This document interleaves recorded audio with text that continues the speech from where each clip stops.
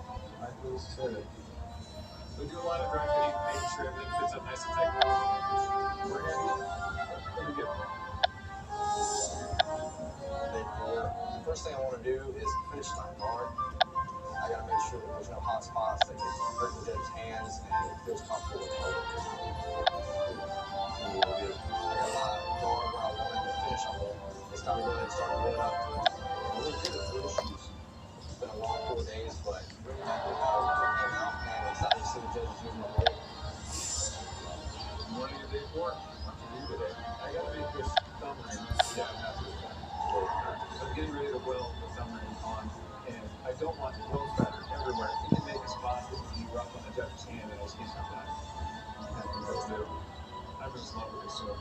At this point, I feel pretty good about my chances. I hope that level of craftsmanship will put me one step ahead, but Kate's an excellent craftsman. I mean, I'm really anxious to see what he brings to this competition. I couldn't ask for anything good.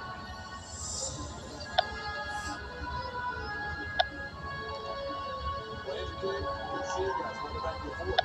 So we're going to give you guys 4 days here on Fort just to put together your very best balloons and guys that look good. But before we get into anything, I want to hear about it. So, Nathan, how'd it go for you? I went great. I had a blast. Boys, 8 series between 15-inch weight baskets with round steel fittings and a rugged mystery blades to the west. Awesome. Kate, how about you? I couldn't ask for a feeling better. We got a 1560 blade and some axis gear. Well, guys, you got a sharpness test, you got a strength test. But first, tip, start. Basements, welcome. Apple cider vinegar recipe has never changed. Ever. It's not weird if it works.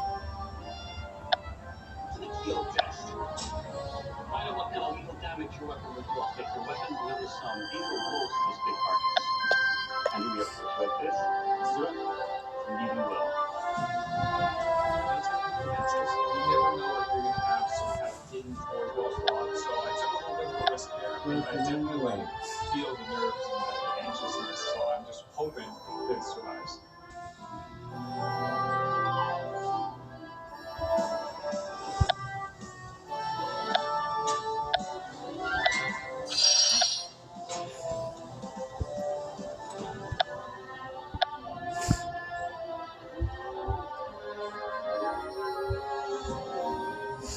Alright, and this somewhat of a sword. First off, I really appreciate the Damascus crafting exercise to see. Your handle construction is smooth, but it fits and locks my hand in. The tip is sharp, and so is the edge. Overall, sir, look here. Thanks, sir. Alright, Kate, your turn. So you ready? Yes, we're going to find out. Let's do this. Chopping a pig is no small task. They've got some hard bones in there, and their shoulders are absolutely awesome. I'm just hoping it survives.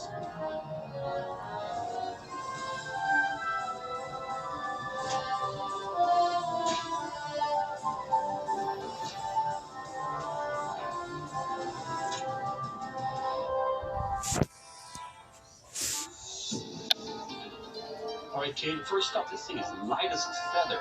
And look at that flex that you have with your blade. With your hand construction, the material you use, acne gives me a good contour to that, and it fits good in the hand. Now, during the test, though, it cut very deep. At the same time, took a slight bend by your guard. But overall, sir, this weapon will kill. Legends, welcome to our strength test. Are you ready to work chop? I'm going to take your wooden swords and That would be easier for him to see. Stripes into this big medieval door. Now, it's not what your swords can do to this door. It's what that door can possibly do to your swords. Andrew, you're first. You ready to go? I'm ready. All right, let's do it.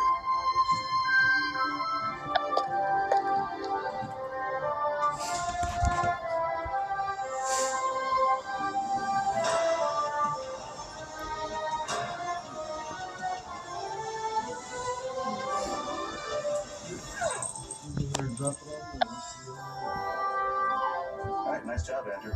Everything still looks good. Handle's comfortable. Everything's tight. Nice job. Thank you.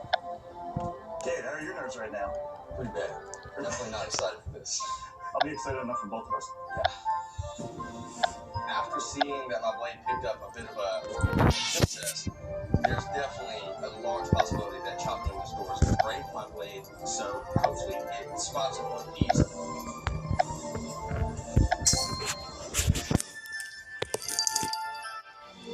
After seeing that my blade picked up a bit of a work in the kill test, Hammers, we've got chainsaws, we've got bandsaws, monkey wrenches, you name it.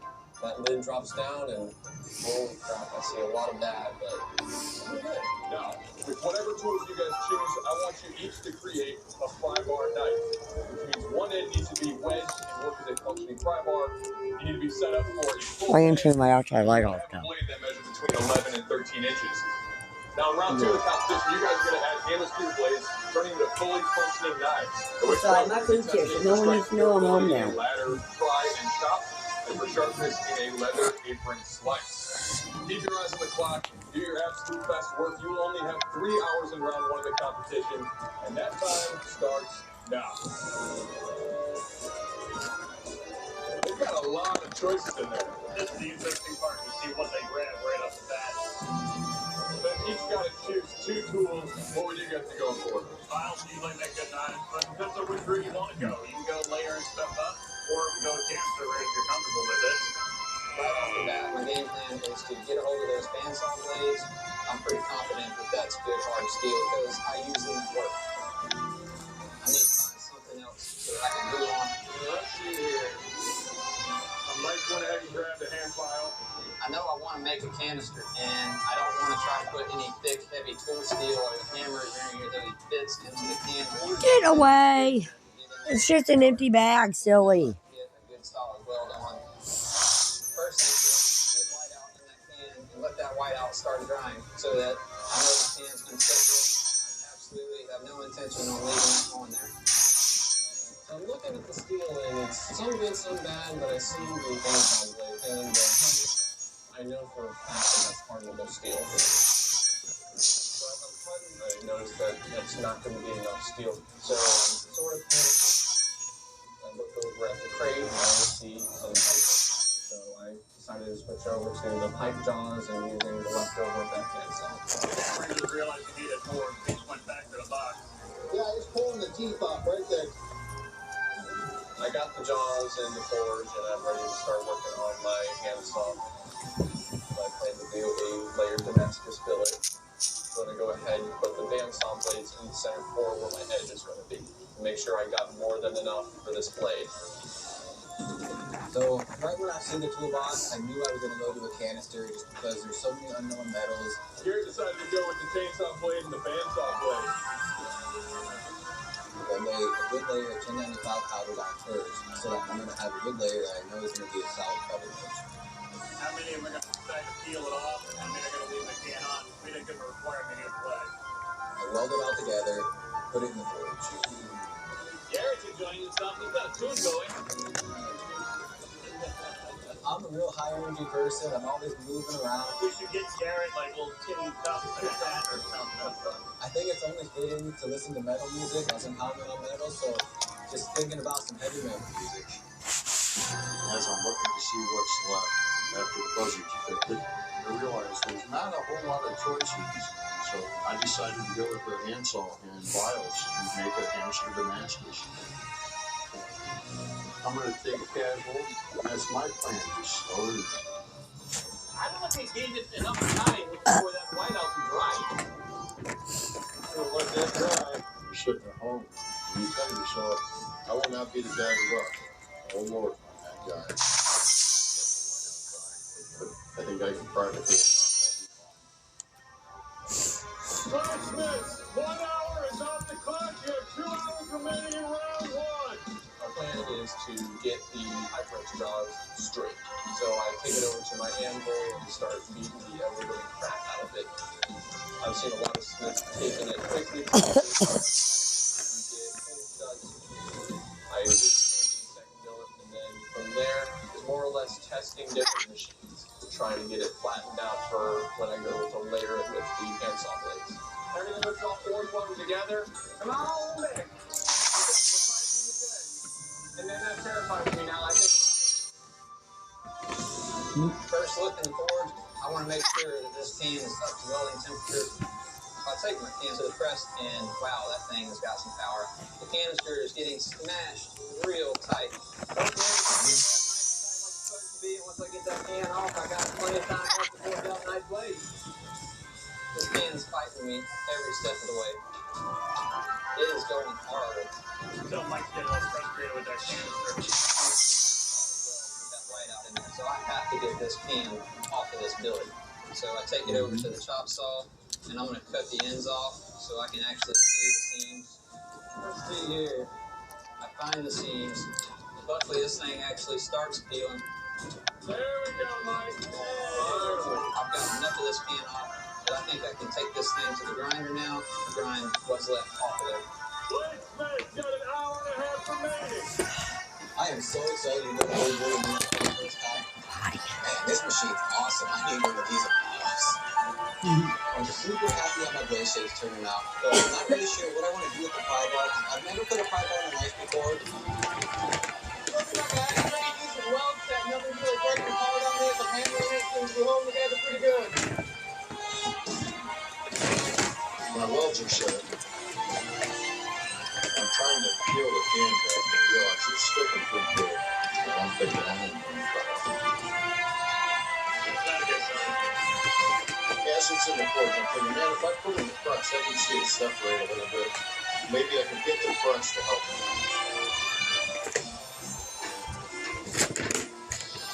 I think you got some of it peeled. I hope I didn't cut too much off. I'm back to the 40. So the judges want us to make... What, are you killing the bag?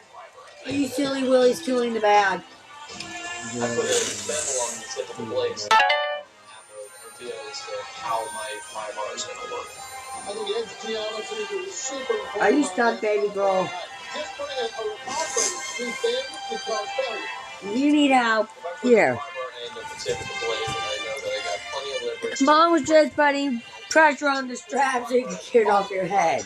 So he wasn't walking around like a silly fucking Willie and trying to back out and not coming fucking. So, I want something that's going to have a nice... Yeah, Dad, that's my food. Edge on the tip for frying, and something that's not too thin for chopping. Just because I said it, they don't mean I'm done and giving it to you. So I've cut the tip off, started to forge in the bevels.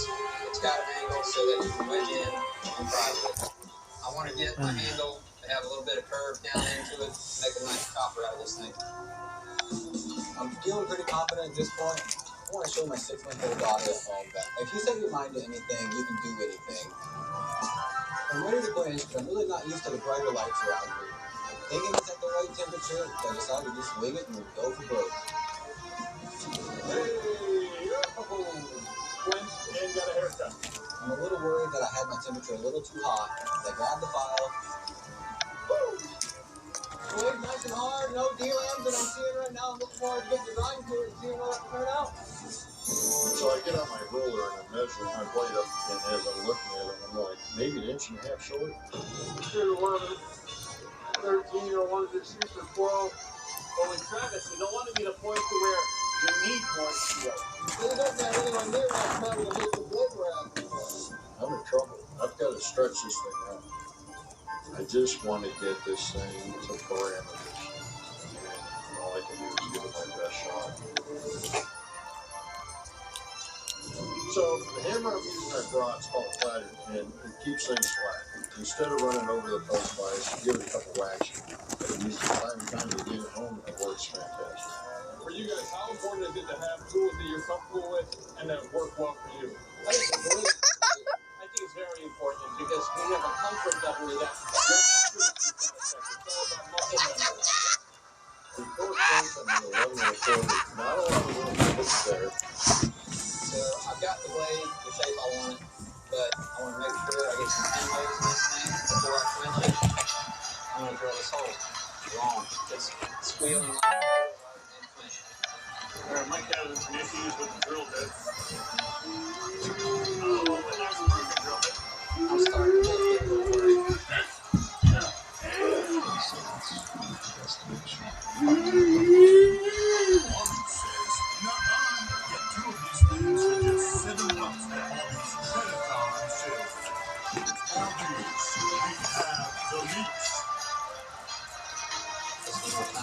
I've got one pinhole. I'm going to get this blade quenched.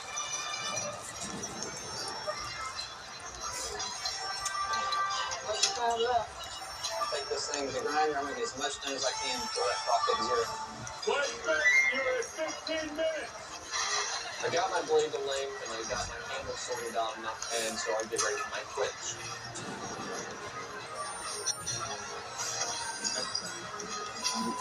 As I'm trying to escape the file, I feel it digging, so I go in for a second quench.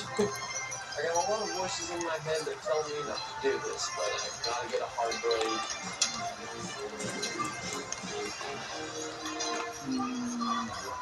It's not skating. Third time's the charm. Oh, boy. I'm starting to think that I choose the right steel. Against better judgment, go for a third punch.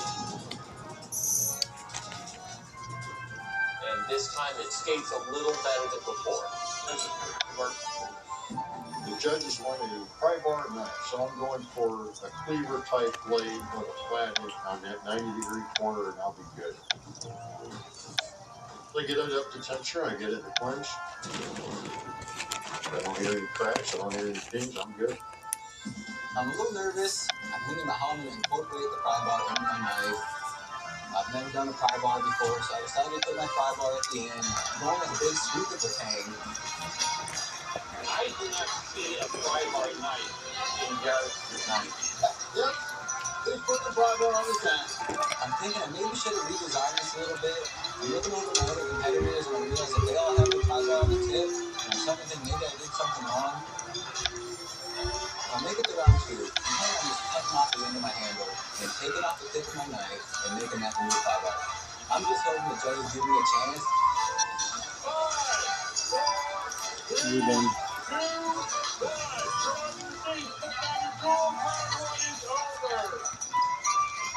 I'm a little nervous. Somebody's got to go out in the first round. I'm just really hoping it's not me. All right, gentlemen. You guys took tools from a mystery crate and put it in the pry bar knot. But the time has come for our judges to do this critique. Decide which three of you are moving forward into round 2 of the competition. And who's going to be leaving the forward? Travis, you're up first, right? Yes, sir. All right.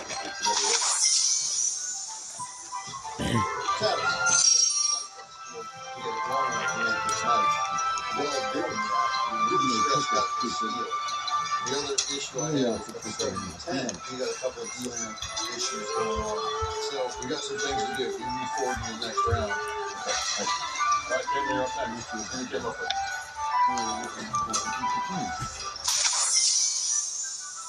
Cameron, inside the stack of instead of going with a canister. In doing so, this is all hardenable steel and it's solid. Moving forward, I'd like to refine a little bit on your design over here. But in terms of being functional as a pry bar and a knife, well on your way. Good job. Thank you. Right here. You're up. Please continue your work. Alright, Jared. First of all, the handle. You start swinging with this, your hand's just going to slam back into this hook back here. If I try to pry this down, this might come loose and just, and I really want the blade to pry it. I see the creases going down the spine in a couple sections. One traveling over to the edge here. Those are definitely issues you have to take care of. If you're moving around too, I hope you got one heck of a time. Last but not least, Mike, please continue your work. All right, Mike, you went with a canister. So I can see some parts of it stuck to your metal. You have some delamination. Your handle is a little bit on the dead side. So if you make it to the second round, just refine this because there's still a lot of forge scale there. Gentlemen, you guys all did a good job of using the best tools for Saturday. As you know, only 3 of you moving forward into round 2 of the competition. And the bladesmith leaving the forge is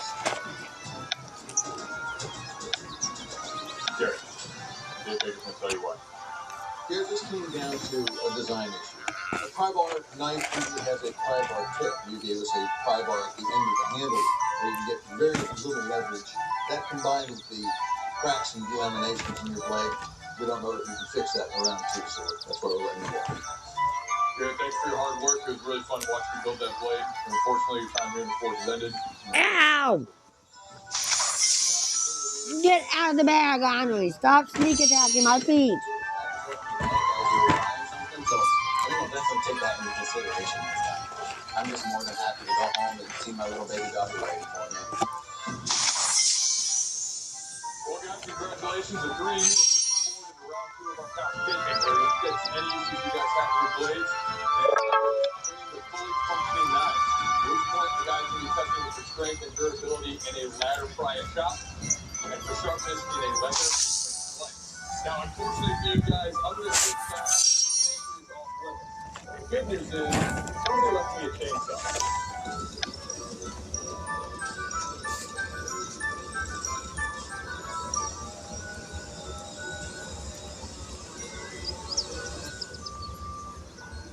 All right, gentlemen. This log here is the only material you guys have to build. You guys have 2 hours in round 2 to complete your handles, and that time starts now.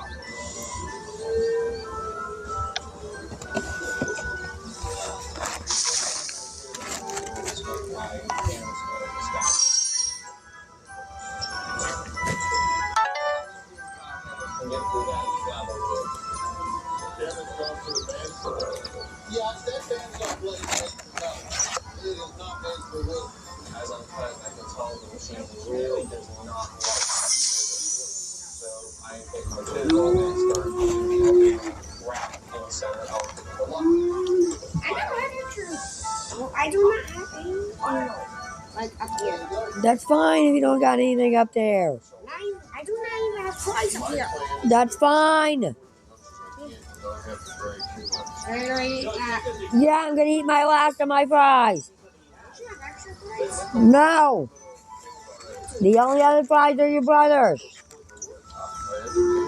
And he hasn't ate his supper yet, so you're not getting them. Got my scales cut. I know my tank's too long, so I'm going to go ahead and shorten this thing up and get it to the size and shape I want it to be before I start fitting these scales up. You're the one that wants the toy, not my fault, kid. Now I'm ready to get some pinholes in this baby. I had some drill press issues in round 1. I'm still having no luck with this press. Doesn't work out at all. If I don't get a hole in this thing now, it's going to come back and bite me in the end. I'm not going to be able to get the scales to stay on here and survive testing. Wait, Philip. I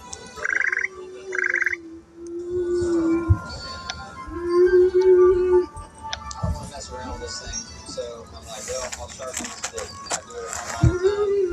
I get back to the press. The bit cuts right through like butter, no problem. Hallelujah. Problem solved, just like that.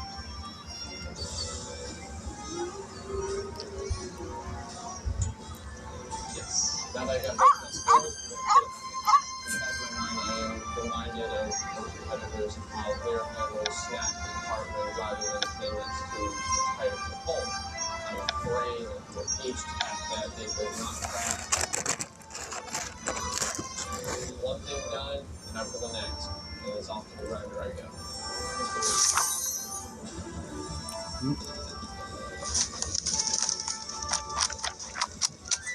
Before I put these quarter bits in, I need to make sure I have my blade. I'm going to line my handle material up where I can epoxy them together, screw in the quarter bits, and get over the blade. So I put the epoxy in the first scale, I'm lined up, and I pick up the other scale, automatically I grab it, swipe with some epoxy. Oh crap, I'm on the wrong side. Oh, this could be all bad. I just moved the wrong side of the set. Oh, man. More supposed to be working. We saw that. Yeah. One thing that you know they're talking about, hopefully you hear it, you know, oh no, I am that guy. I take my hand in the grinder, and I just put it up. It moves off the handle. I'm just going to put this thing back in. Get it right.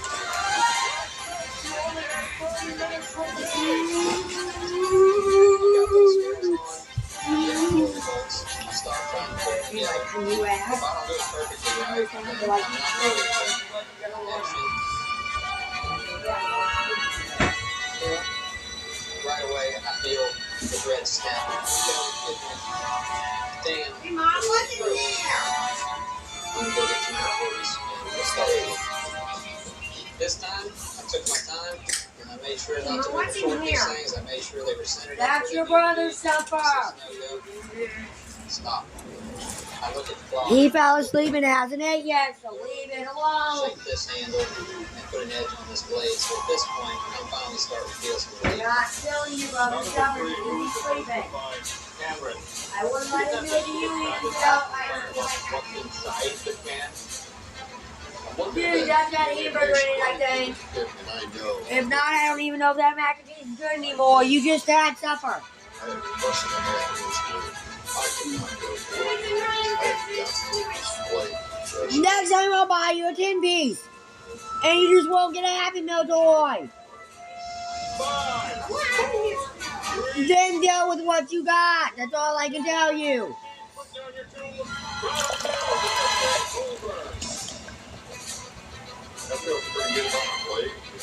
got rid of this feeling.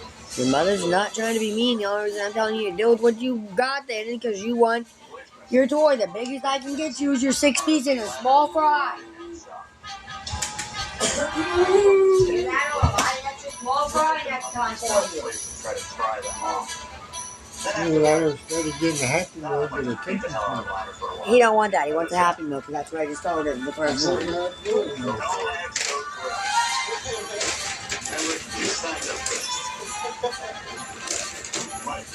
You ready to go? Absolutely. Let's go. All right, okay. I think there was a couple spots that could be a little You're gonna have to learn. You gotta choose the toy or the food, kid. I'm excited to see Jake go at it.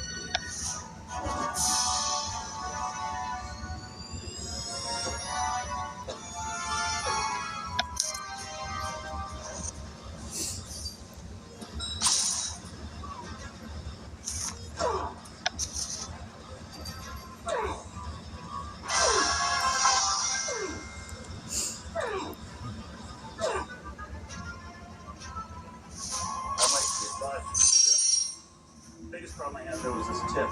It didn't come through a tip of a point or anything like that, so it was harder to drive it under that plate. Handle a little lean, but it's not uncomfortable. And everything's still together and tight. Good job.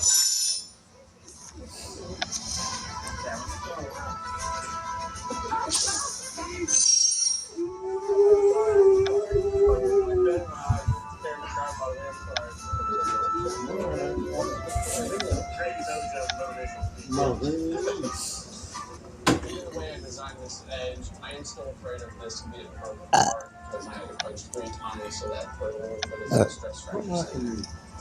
I wasn't trying to. I'm afraid that it's going to be getting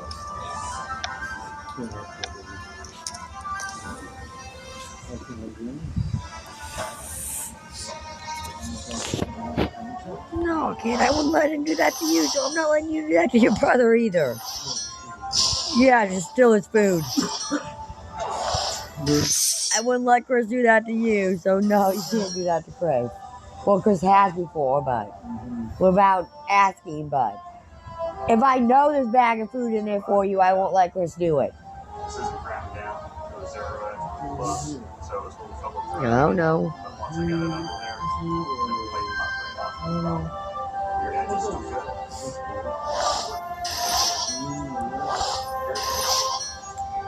I really wonder if they're still paying rent on that or what the hell's going on. I'm pretty scared of this one. It's anybody's game. Pepper's trailer, because it's like no one's went in there because there are no trespassing signs and everything are still fucking. Yeah. I wonder if it's still